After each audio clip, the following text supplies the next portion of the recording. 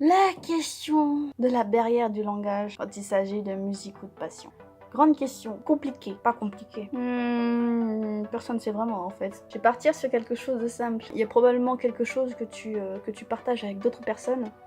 C'est ta passion, que ce soit la musique, le théâtre, la danse, la politique, je ne sais pas, il y en a plein les passions, donc si je m'amusais à lister, ce serait super long. Ce que tu as tendance à faire quand tu as une passion et que tu ne la partages pas forcément avec tes potes, c'est que tu vas vouloir aller dans des groupes, aller dans des conventions où tu trouveras des personnes qui partagent les mêmes passions que toi, qui voudraient échanger à propos de certains trucs, ou même faire des projets ensemble, on sait jamais. Et puis tu vas avoir certaines circonstances où tu vas te heurter à des personnes qui ne parlent pas la même langue que toi. Donc par exemple, tu parles français, tu vas tomber sur quelqu'un qui parle anglais. Toi, je sais pas si tu parles anglais, ou n'importe quelle autre langue, hein, je ne sais pas. Mais il va y avoir un souci de langue. Et là, tu as différentes réactions qui s'offrent à toi. Tu vas faire l'effort d'interagir avec cette personne, avec le peu de connaissances que tu as, tu vas l'ignorer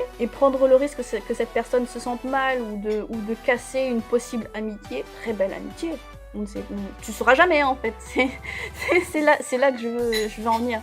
C'est que si tu ne prends pas le temps de mettre tes stéréotypes de côté, que tu ne prends pas le temps de connaître la personne en dehors de sa propre langue, tu te fermes tellement de portes mais tu n'as même pas idée. Hein. Donc face à ce type de réaction, qu'est-ce que tu peux faire? Prendre le temps de faire des efforts. Même si c'est ridicule, même s'il te faut faire certains gestes pour te faire comprendre, du moment que la personne vois à peu près où tu vas en venir, il n'y a aucune raison pour que ça se passe mal. Pourquoi je fais cette vidéo?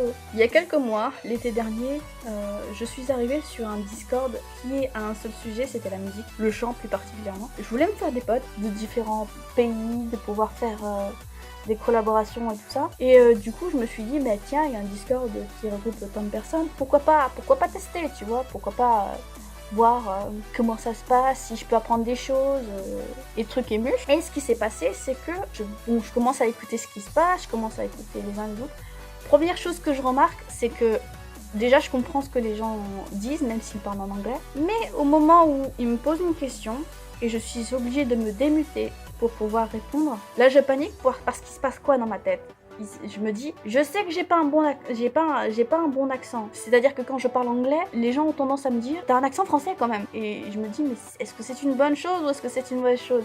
Parce que si vous êtes un peu renseigné, je sais pas, vous le savez déjà, quand vous regardez à la télé, ou si vous regardez la télé, si vous avez regardé la télé, ou même sur internet, tu te rends compte que dans la politique par exemple, tu vas avoir énormément de gens qui vont se foutre de la gueule des Français parce que quand ils parlent avec un accent très très prononcé. Genre... Win the yes, need the no to win. Again the no. Ce genre d'accent dégueulasse. Enfin, je veux dire, comment tu... Non mais, faut m'expliquer à un moment. Si tu veux pas faire d'efforts pour essayer de te faire comprendre auprès des gens, tais-toi. N'essaie pas, ou laisse parler quelqu'un d'autre, mais non. Si ça me tient autant à cœur, c'est que j'ai remarqué que les anglophones ont souvent tendance à se moquer de nous parce que on a justement cet accent très prononcé. Sauf qu'il y a différentes personnes qui ne font absolument pas d'efforts pour soigner leur prononciation et qui s'en foutent parce que bon, quand tu essaies de toucher une grande audience, la moindre des choses c'est de faire un minimum d'efforts. Tu vois ce que je veux dire? Tu as ceux qui ont quelques notions mais qui ont peur de se rendre ridicule, donc là c'est différent. Tu as ceux qui paniquent parce qu'ils n'ont pas assez de pratique, et puis tu as ceux qui n'ont aucun problème. Donc moi ce que je voulais couvrir, c'est pas ceux qui n'ont aucun problème.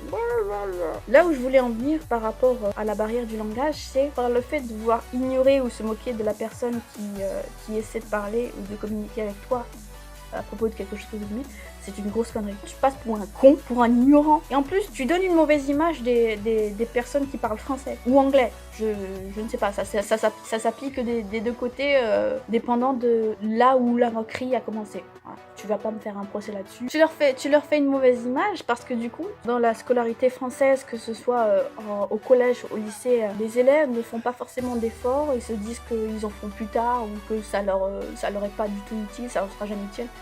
ou qui font n'importe quoi, mais du coup, ce sont des genres de personnes qui, arrivées à l'âge adulte, vont se dire je m'en fous, je parle comme ça, et puis c'est tout. Ou alors ils vont dire à des personnes ou à des touristes qui viennent visiter la France, ah mais parle français, je comprends pas ce que tu veux dire, t'es en France, parle français. Non, juste non, tu nous fais passer pour des gens qui sont râleurs, qui n'ont aucune manière, alors que c'est juste toi qui fais de la merde. Tu n'as aucun impact, tu n'as aucune valeur dans les échanges qu'on a avec les gens des pays étrangers. C'est pour ça qu'il faudrait que t'arrêtes. Pour en revenir à ce que je racontais, sur ce Discord-là, j'avais paniqué parce que je m'étais dit, écoute, je comprends très bien quand les gens parlent anglais, sauf lorsque leur accent est trop prononcé à un point où ils n'articulent pas, ça arrive de temps en temps, mais j'avais peur que du coup les gens me jugent par rapport à l'accent. Donc je commence à parler, à répondre à la question qu'on m'a posée. Et puis il y a eu un blanc, un gros blanc. Et puis quelqu'un qui dit tout d'un coup, oh, you're French. Comment te dire, le dédain dans ce timbre de voix. Enfin, je veux dire, c'est forcément lié à ce que je viens de raconter. Just get out of my way. You're not worth it. You French people. C'était soulageant. Et puis une fois que j'ai dit que effectivement oui j'étais française et que voilà, j'étais quand même là pour voir comment ça se passait, si on pouvait se faire des potes, machin truc. Mais les personnes qui étaient là, parce qu'on devait être peut-être une bonne dizaine en vocal, des personnes qui venaient d'Asie, d'Amérique, d'Australie, de partout dans le monde. Ces personnes-là qui, au final, n'en avaient pas grand-chose à faire de ma présence, une fois qu'ils ont su que j'étais française, m'ont totalement occultée. C'est-à-dire que quand ils s'adressaient à moi, je sentais dans leur ton que c'était « je te parle, mais j'ai pas envie de te parler, je te parle vite fait, mais j'ai juste envie que tu me répondes pas, que tu fermes ta gueule. » Voilà comment je l'ai compris. Et je comprends pas pourquoi est-ce que c'est autant accentué, parce que je fais l'effort de parler en anglais, je fais l'effort de te répondre, machin truc, mais parce que tu es tombé sur des crétins finis qui prennent les gens pour des cons, qui se moquent des autres ou quoi que ce soit, tu penses que je suis comme ça et tu vas me traiter comme de la merde, grosso merdo. Et donc pour ces personnes-là, je dirais arrêtez, tout simplement. Parce que nous on s'en prend plein la gueule et ça ne nous donne aucune crédibilité par rapport aux gens, quoi. Il y a des efforts qui doivent se faire des deux côtés, que ce soit des personnes qui accueillent des personnes qui ne parlent pas la même langue qu'eux, que ce soit des efforts pour apprendre la langue ou de faire en sorte que la personne se sente mieux. Et à mon avis, c'est ce point-là sur lequel on doit insister lourdement. C'est que si la personne se sent mal, c'est mort. Tu as coupé tout ce qui pouvait être récoltable, si je peux dire ça comme ça. Tu te tires une balle dans le pied par ton comportement, il y en a plein qui vont prendre cher à cause de toi. J'espère que tu es content. Un exemple, non pas non plus là français-anglais, mais plutôt français-japonais ou français-coréen. Pour les personnes qui écoutent de la K-pop, salut. Vous aurez remarqué quelque chose, c'est que les gens qui s'aperçoivent que vous écoutez de la J-pop ou de la K-pop, ils vont vous dire « Mais tu comprends ce qu'il raconte ?» Et s'il disait des jurons dans sa chanson, tu sauras jamais parce que tu sais pas ce qu'il dit. Les traductions sont disponibles. Nous vivons quand même à une ère où la traduction des choses est à portée de main, à portée de clic même, je dirais. Donc ton argument n'est pas recevable. Désolée. Et puis ensuite, qu'est-ce que tu viens ouvrir ta bouche? Bien souvent, quand tu dis ça, on pourrait te dire exactement la même chose parce que tu ne sais pas parler anglais correctement. Tu sais même pas ce que tu dis, tu sais même pas ce que les gens te racontent, voilà. Donc, si c'est le cas, pourquoi tu viens ouvrir ta bouche?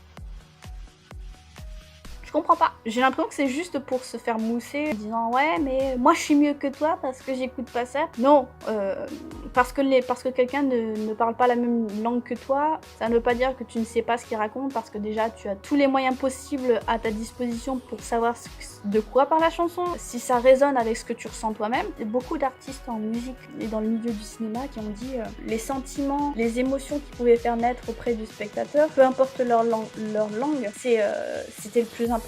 C'est-à-dire que plutôt que de se concentrer sur quelque chose qui nous divise, c'est-à-dire la langue, se concentrer sur des choses qui nous rapprochent. Tu vois ce que je veux dire? Tu comprends maintenant pourquoi est-ce que ta réaction face au fait de ne pas comprendre une certaine langue, c'est débile. Donc pour toutes les personnes qui se sont dit qu'ils n'allaient pas faire d'efforts ou quoi que ce soit pour intégrer d'autres gens, d'autres pays, parce que vous, ça vous intéresse pas, dispensez-vous. Dispensez-vous parce que vous faites plus de mal que de bien. Et j'espère que vous méditerez parce que plutôt que de critiquer ce que tu n'aimes pas, il vaut mieux promouvoir ce que tu aimes. sur ce,